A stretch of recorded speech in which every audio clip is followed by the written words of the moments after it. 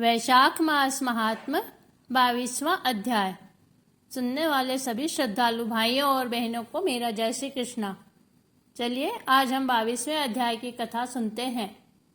शांताकारं भुजगशयनं पद्मनाभं सुरेशं विश्वाधारं गगनसदृशं मेघवर्णं शुभांगं लक्ष्मीकान्तं कमलनयनं योगभिर्ध्यानगम्यं वंदे विष्णु भवभयहरं सर्वलोकैकनाथं। बोलिए श्री विष्णु भगवान की जय।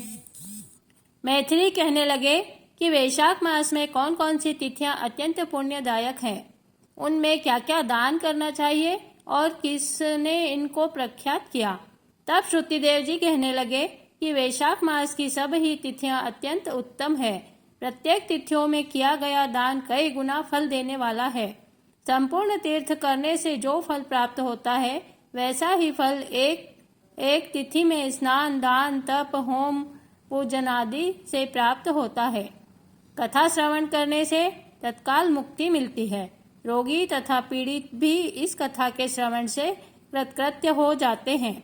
जो कोई बिना स्नान दान इन दिनों को व्यतीत करता है उसको गोवध, कुतघ्न, पितृघाती तथा आत्मघात का पाप लगता है। जल स्वाधीन है तथा शरीर भी स्वाधीन है, फिर स्नान में संकोच क्यों किया जाए। दरिद्री, धनवान, लंगड़ा लूला, अंधा, नपुंसक, विधवा स्त्री, बालक, वृद्ध, युवा सभी को वैशाख मास का सेवन करना चाहिए। वैशाखोक्त धर्म सुख से साधने के योग्य है, इससे अधिक और कुछ शुभ नहीं है।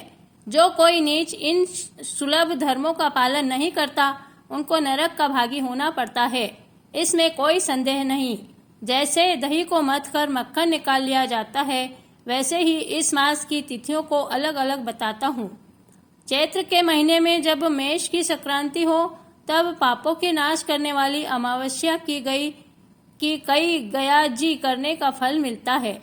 मैं नरक और पितरों का एक पुराना इतिहास कहता हूँ। जब पृथ्वी में सर्वार्ण मनवंतर का राज्य था, 30वें कलयुग के अंत में जब सारे धर्म नष्ट हो गए, उस समय आनर्त देश में धर्मवर्ण नाम का एक ब्राह्मण हुआ। उसने इस घोर कलयुग में मनुष्यों को पाप में रत देखा। सब मनुष्य अपने अपने वर्ण धर्मों से हीन हो गए। तब एक दिन वह ब्राह्मण महात्माओं के सत्र यज्ञ देखने के लिए पुष्कर क्षेत्र गया। वहां पर ऋषि मुनि शास्त्र अनुकूल पुण्य कथाओं का वर्णन कर रहे थे। कोई कलयुग की प्रशंसा भी कर रहे थे। वे कह रहे थे कि सतयुग में भगवान एक वर्ष भर की तपस्या से प्रसन्न होते थे तो त्रेता में 1 मास और द्वापर में 1 पक्ष में, परंतु कलयुग में उससे 10 गुना फल भगवान के स्मरण मात्र से ही हो जाता है।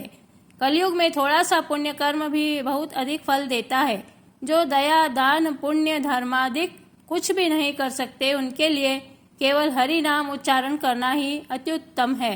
जो अकाल में अन्न दान करते हैं वे बैकुंठ को जाते हैं। वहां पर जब वो यह प्रसंग हो ही रहा था कि नारद ऋषि एक हाथ से शीष्ण और दूसरे हाथ से जीवा को पकड़कर उन्मत्त की तरह खूब हंसने व नाचने लगे। सब ने आश्चर्य से पूछा कि नारद जी इसका क्या कारण है। नारद जी ने उसी अवस्था में उत्तर दिया कि निसंदेह कलयुग प्रशंसनीय है, क्योंकि इसमें केशव भगवान केवल स्मरण मात्र से ही प्रसन्न हो जाते हैं। तब भी मैं तुमसे कहता हूँ कि इंद्रिय और जिह्वा को वश में करना अति कठिन है।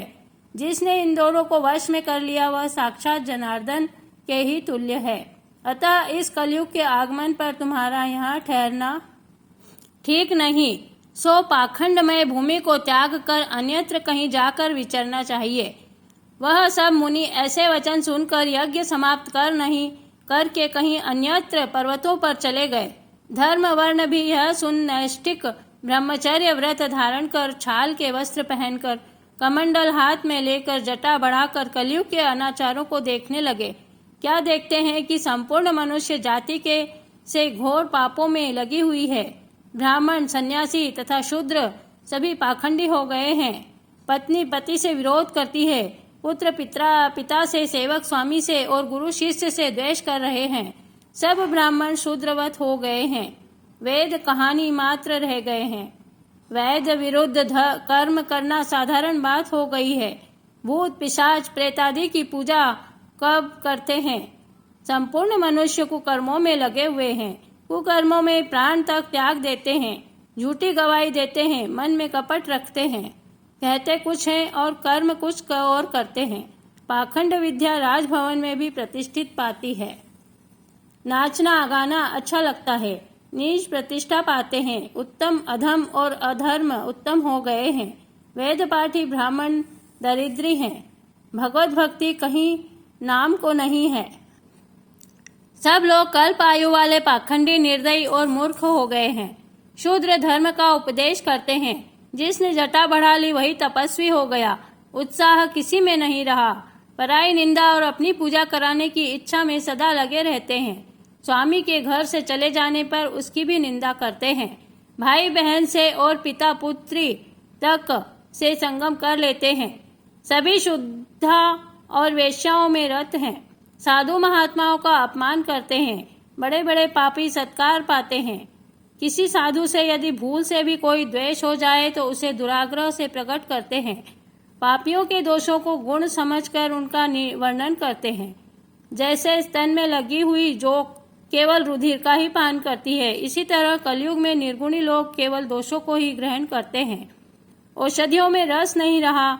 ऋतुओं में विपरीतता आ गई है। दुर्भिक्ष पड़ते लग गए हैं। कन्याओं से गर्भ उत्पत्ति होती है। लोग आचार भ्रष्ट हो गए हैं। नट और नर्तकों से सब प्रेम करते हैं। श्राद्धादि कर्म तथा वेदोक्त कर्म सब छोड़ दिए गए हैं। सदा श्रृंगार रस के गीत गाए जाते हैं। इसके आगे की कथा 22वें अध्याय पार्ट 2 में सुनिए। जय श्री कृष्णा।